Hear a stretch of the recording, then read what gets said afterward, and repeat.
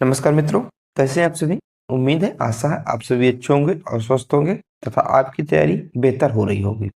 तो आज के इस वीडियो में हम आपको आरआरबी एनटीपीसी हिस्ट्री के पीवाईक्यू करवाएंगे और ये पीवाईक्यू बहुत ही महत्वपूर्ण है। इसके पहले भी मैं हिस्ट्री के पीवाईक्यू करवा चुका हूँ, ठीक है। उसकी प्लेलिस्ट आपको डिस्क्रिप्शन में मिल जाएगी या फिर आप चैनल विजिट कर लीजिएगा। इसके अलावा world geography, Indian geography, economics, polity, art and culture, ये सारे पीवाईक्यू ऑलरेडी मैं अपलोड कर चुका हूँ तथा करंट अफेयर साथ में ही चल रहे हैं। तो अगर आपने नहीं देखा तो देख लीजिए, ठीक है। आज का हमारा पहला प्रश्न है। पहला प्रश्न कह रहा है, निम्न इनमें से कौन सिंधु सभ्यता का शब्द का प्रयोग सबसे पहले किसने किया था। यानी सिंधु सभ्यता है, इस शब्द का प्रयोग सबसे पहले किस व्यक्ति ने किया था। तो ये जॉन मार्शल ने किया था, ठीक है, याद रखिएगा। अगला प्रश्न है, निम्नलिखित में से हड़प्पा लिपि के बारे में कौन सा कथन सही है। जो हड़प्पा लिपि है इसके बारे में कौन सा कथन सही है। तो ऑप्शन नंबर तीसरा इसका सही उत्तर हो जाएगा। क्या इसका सही उत्तर हो जाएगा? तीसरा, हड़प्पा लिपि को पूरी तरह समझा जा नहीं। कौन सा कथन सही है? तो कौन सा कथन सही होगा? दूसरे का सही उत्तर क्या हो जाएगा? तीसरा नंबर। ज्यादातर लिपि दाएं से बाएं लिखी जाती थी, तो तीसरा हमारे यहाँ से सही उत्तर होगा।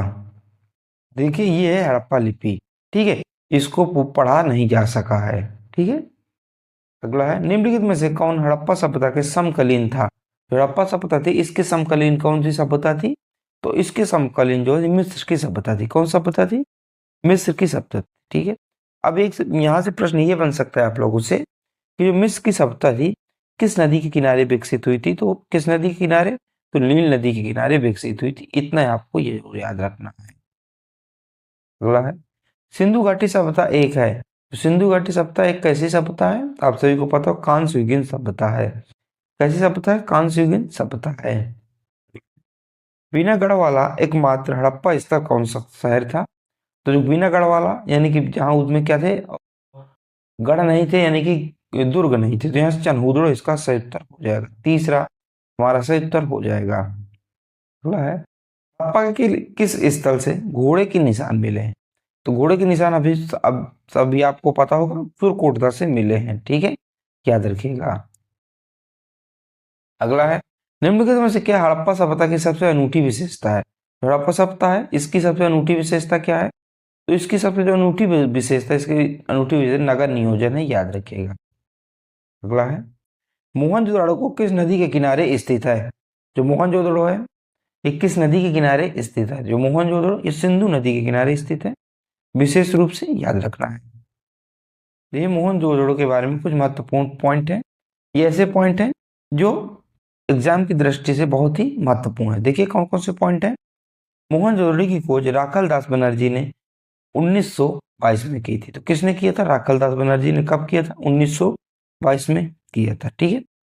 मोहनजोदड़ो को यूनेस्को ने साल 1980 में विश्व विरासत स्थल में घोषित किया था। तो ये पूछा जाता है कब? 1980 में शामिल किया था, याद रखिएगा, ठीक है।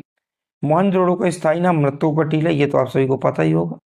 और ये जो कहाँ कहाँ फैला है, वर्तमान में पूर्वी अफगानिस्तान से पाकिस्तान और उत्तर पश्चिम भारत में फैला हुआ है। ये लोकेशन देख सकते हैं। अगला है, सिंधु सभ्यता के लोग किस प्रकार के जानवरों के बारे में नहीं जानते थे। तो किस प्रकार के जानवर के बारे में नहीं जानते थे? तो शेर के बारे में नहीं जानते थे, ठीक है। अगला है, हड़प्पा के लोगों की धार्मिक प्रथाओं के विषय में निम्न में से कौन सा कथन सत्य है। तो कौन सा कथन सत्य है? तो इसका हमारा सही उत्तर होगा ऑप्शन नंबर तीसरा, कोई मंदिर नहीं मिला, ठीक है, वहां पर कोई मंदिर जो है नहीं मिला है।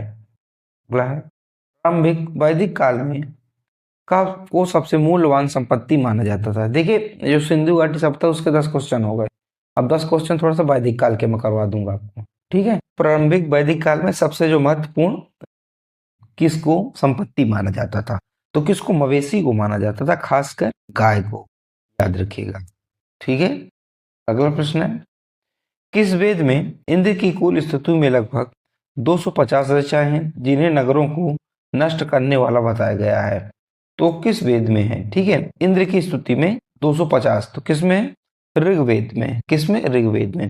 इसमें अत्यधिक क्या ऋचाएं, इसलिए इसको ऋग्वेद भी कहा गया है। अगला है,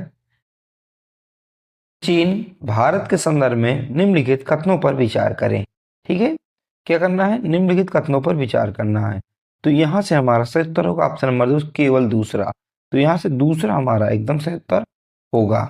अगला है भारतीय दर्शन के संप्रदाय हैं जो खष्ट दर्शन कहलाते थे। जो खष्ट दर्शन कहलाते थे तो कितने संप्रदाय हैं, 6 संप्रदाय हैं, याद रखिएगा। एक हमारे यहाँ से सही उत्तर होगा। अगला है उत्तर वैदिक काल में कर वसूलने वाले को क्या कहा जाता था। कर वसूलने वाले को क्या कहा जाता था, जो कर वसूलता था उसे भाग दुग कहा जाता था। क्या, भाग दुध कहा जाता था। ठीक है, याद रखिएगा कर वसूलने वाले को।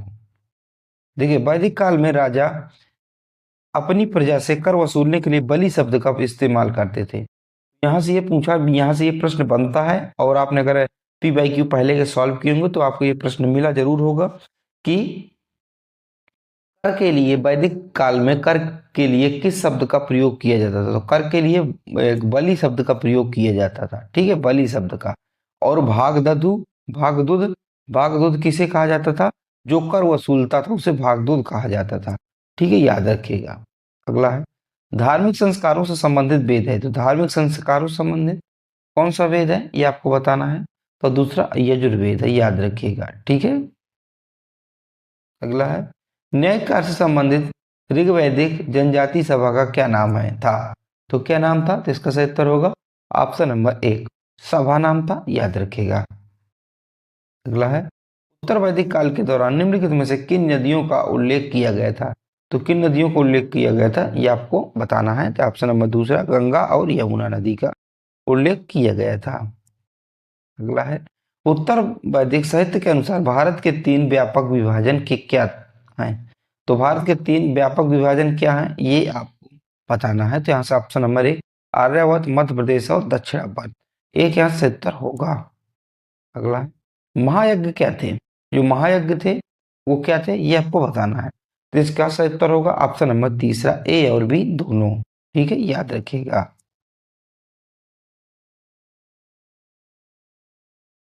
अगला है नंद राजवंश के संस्थापक कौन थे। तो जो नंद राजवंश था उसके संस्थापक कौन थे। तो इसका ऑप्शन नंबर तीसरा महापद्म नंद, इसको जो नंद वंश के संस्थापक थे, याद रखिएगा। अब देखिए इसके बारे में कुछ महत्वपूर्ण जानकारियां हैं और ये सब जानकारियां एग्जाम की दृष्टि से महत्वपूर्ण है।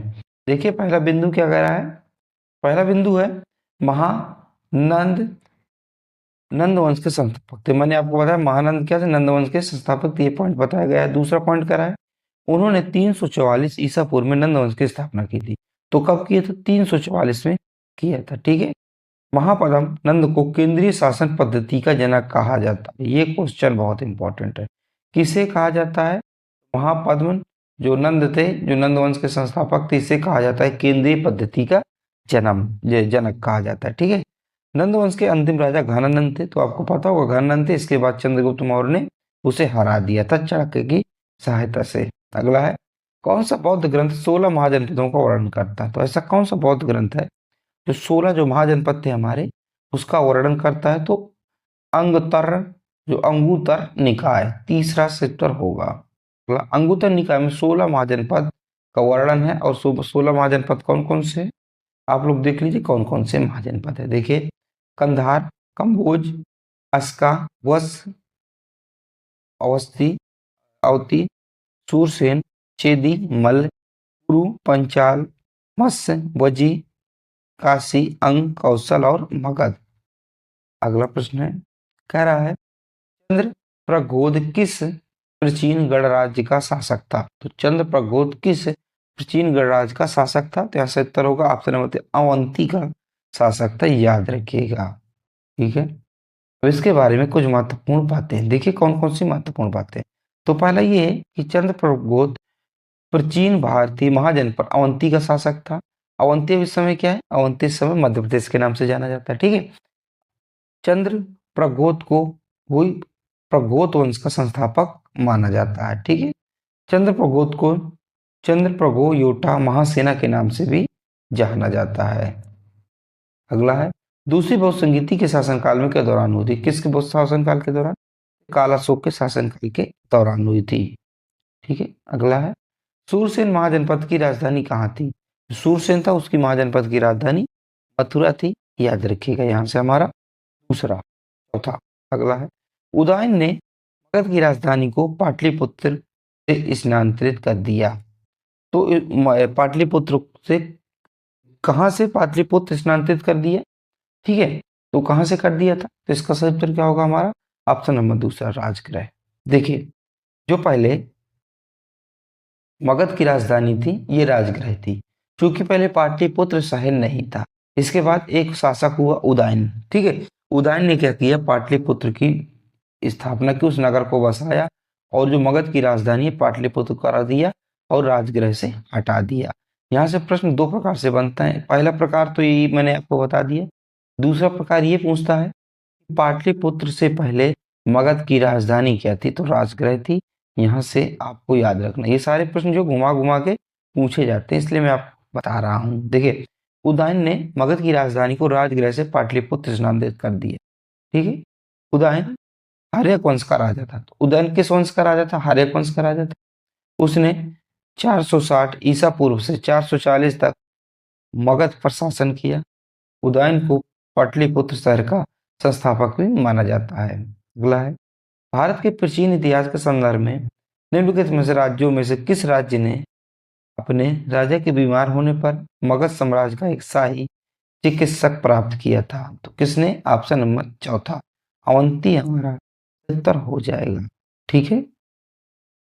अगला है, कौन सा महाजनपद 8 गणतांत्रिक कुलों का संघ था, तो कौन सा महाजनपद था, ऑप्शन नंबर हमारा एक इसमें वज्जी, इसका सही उत्तर वज्जी, इसका सही उत्तर हो जाएगा, ठीक है। अगला है, मगध के निम्नलिखित शासकों में से किसे कहा जाता था कि उन्होंने वज्जियों को हराने के लिए बुद्ध की सलाह के लिए वसाकारा नाम के अपने मंत्री को भेजा था, तो किसके संदर्भ में ये कहा जाता है, इसका सही उत्तर होगा ऑप्शन नंबर चौथा, आजाद शत्रु के संबंध में जो ये कहा जाता है। अगला है, सिकंदर ने किसके शासनकाल के दौरान भारत पर आक्रमण किया था, तो किसके शासनकाल के दौरान भारत पर आक्रमण किया था, तो घानानंद के शासनकाल के दौरान आक्रमण किया था। अगला है, बौद्ध धर्म की नींव आर्य सत्य और आंगिक मार्ग है, तो कितने आर्य सत्य हैं और कितने आंगिक मार्ग हैं, तो यहाँ से उत्तर 4 आंग जो क्या है आर्य सत्य है और 8 आंगिक मार्ग है, याद रखिएगा। यहाँ 4 हो जाएगा और यहाँ 8 हो जाएगा। अगला है, दूसरी बौद्ध संगीति के शासनकाल के दौरान, रिपीट क्वेश्चन है, मैंने आपको बताया काला शोक के शासनकाल में हुई थी। अगला है, कौन से बोधिसत्व भगवान इंद्र की तरह वज्र धारण करते हैं, तो कौन से तो वज्रपाणी करते हैं, कौन, वज्रपाणी। अगला है, महायान बौद्ध धर्म की प्रमुख विशेषताएं कौन सी है, तो कौन सी विशेषताएं हैं, तो यहाँ से सही उत्तर क्या हो जाएगा हमारा ऑप्शन नंबर चौथा, क्या, ऑप्शन नंबर चौथा, ए बी और सी यानी कि तीनों है, और डी जो ये वाली विशेषता नहीं है, तो डी नहीं है, बाकी तीनों हैं। अगला है, बुद्ध के जीवन का निम्नलिखित में से कौन सा भाग अश्व द्वारा प्रतीकत्व किया गया है, तो कौन सा भाग किया गया अश्व द्वारा, थोड़े दो, तो यहाँ से उत्तर होगा ऑप्शन नंबर चौथा, त्याग को दर्शाया गया है। अगला है, निम्नलिखित में से किस बौद्ध साहित्य में नैतिकता और सिद्धांत के मुद्दों पर बुद्ध के उपदेश शामिल हैं, तो किस पे शामिल है, तो ऑप्शन नंबर चौथा, सुत्त पिटक शामिल है। अगला है, निम्नलिखित में से वह कवि कौन है जिन्होंने बुद्ध की जीवनी बुद्ध चरित्र की रचना की थी, तो कौन है, यहाँ सही उत्तर होगा ऑप्शन नंबर अश्वघोष, इसका सही उत्तर होगा। अगला है, बुद्ध कौन से वंश से संबंधित थे, जो बुद्ध थे किस वंश से संबंधित थे, ये शाक वंश से संबंधित थे, याद रखिएगा। अगला है, गौतम बुद्ध को ज्ञान किस नदी के तट पर प्राप्त हुआ था, किस नदी के तट पर इनको ज्ञान की प्राप्ति हुई थी, ऑप्शन नंबर चौथा, निरंजना नदी के तट पर इनको ज्ञान की प्राप्ति हुई थी। अगला है, कुछ बौद्ध शैलकृत गुफाओं को चैत्य कहा जाता है जबकि अन्य को विहार कहा जाता था, दोनों के बीच का अंतर क्या है, यानी कि चैत्य किसे कहा जाता था और विहार किसे कहा जाता था, ठीक है, तो ऑप्शन नंबर दूसरा, चैत्य पूजा का स्थान होता था और विहार भिक्षुओं को निवास का स्थान होता था। अगला है, जैन धर्म के निम्नलिखित सिद्धांतों के बारे में कौन सा महावीर द्वारा जोड़ा गया था, तो जो कौन सा महावीर द्वारा बाद में जोड़ा गया था? तो ब्रह्मचर्य जो है महावीर द्वारा जोड़ा गया था। बाकी अहिंसा, सत्य, अस्तेय ये पहले से थे। अगला है, निम्नलिखित में किस नदी के तट पर महावीर ने कैवल्य प्राप्त किया था? तो कैवल्य मतलब किस नदी के तट पर प्राप्त किया था? तो इसका सही उत्तर होगा ऑप्शन नंबर 76, ऋजुपालिका नदी के तट पर, याद रखिएगा। अगला है, जैन धर्म में 3 रत्न दिए गए हैं और उन्हें निर्वाण का मार्ग कहा गया है। वो 3 रत्न कौन कौन से हैं? तो कौन कौन से 3 रत्न हैं? तो यहाँ सही उत्तर ऑप्शन नंबर 14, सम्यक दर्शन, सम्यक ज्ञान और सम्यक आचरण। अगला है, निम्नलिखित में से कौन सा एक प्रसिद्ध जैन मंदिर है? तो कौन सा जैन मंदिर है? तो दिलवाड़ा का जैन मंदिर, याद रखिएगा। देखिए, कब और किसने दिलवाड़ा मंदिर की स्थापना की थी? तो 1230 में 2 पोरवाड़ भाइयों वस्तुपाल और तेजपाल ने किया था, जो गुजरात के बहेला के शासक थे। पूछे किसने किया था? तो मैंने बता दिया, वास्तुपाल और तेजपाल ने। कहाँ के शासक थे? गुजरात में एक जगह बहेला, वहां के शासक थे। अगला, महावीर की पुत्री प्रियदर्शनी का पति कौन था? तो आप सभी को पता है, इसका पति यामली था, याद रखिएगा। अगला है, महावीर स्वामी ने मोक्ष कहाँ प्राप्त किया था? तो महावीर स्वामी है उसके उनको मोक्ष की प्राप्ति किधर हुई थी? तो उनको मोक्ष की प्राप्ति पावापुरी में हुई थी, जिन्हें जो क्या कैवल्य कहा गया है। अगला है, जैन कल्पसूत्र की रचना किसने की थी? तो जैन कल्पसूत्र है, इसकी रचना किसके द्वारा की गई थी? तो भद्रबाहु के द्वारा की गई थी। अगला है, जैन धर्म किन में से 2 संप्रदाय से विभक्त हुआ? तो जो जैन धर्म से कौन से 2 संप्रदाय विभक्त हुए, अलग हुए? तो श्वेतांबर और दिगंबर, याद रखिएगा। श्वेतांबर मतलब सफेद वस्त्र धारण करने वाले, दिगंबर मतलब बिना वस्त्र धारण करने वाले, यानी कि नग्न अवस्था। अगला है, जैन धर्म के प्रथम तीर्थंकर थे, तो सभी आपको पता होगा ऋषभ देव थे। कौन से ऋषभ देव थे? तीसरा सही उत्तर होगा। अगला है, निम्नलिखित में से किस स्थान पर पहली जैन परिषद आयोजित की गई थी? तो किस स्थान पर? पाटलिपुत्र पर की गई थी, याद रखिएगा। इस प्रकार मैंने आपको 50 प्रश्न करवा दिए। अब आपके लिए प्रश्न है, उत्तर वैदिक काल में कर वसूलने वाले को क्या कहा जाता था? ये आपको बताना है, ठीक है। दूसरा प्रश्न है, निम्नलिखित में से कौन हड़प्पा सभ्यता का समकालीन था? ये भी आपको बताना है। वीडियो बाकी कैसी लगी आपको कमेंट में बताना है, आपके राय का स्वागत किया जाएगा। मिलते हैं अगली वीडियो पर, जब तक के लिए जय हिंद, जय भारत।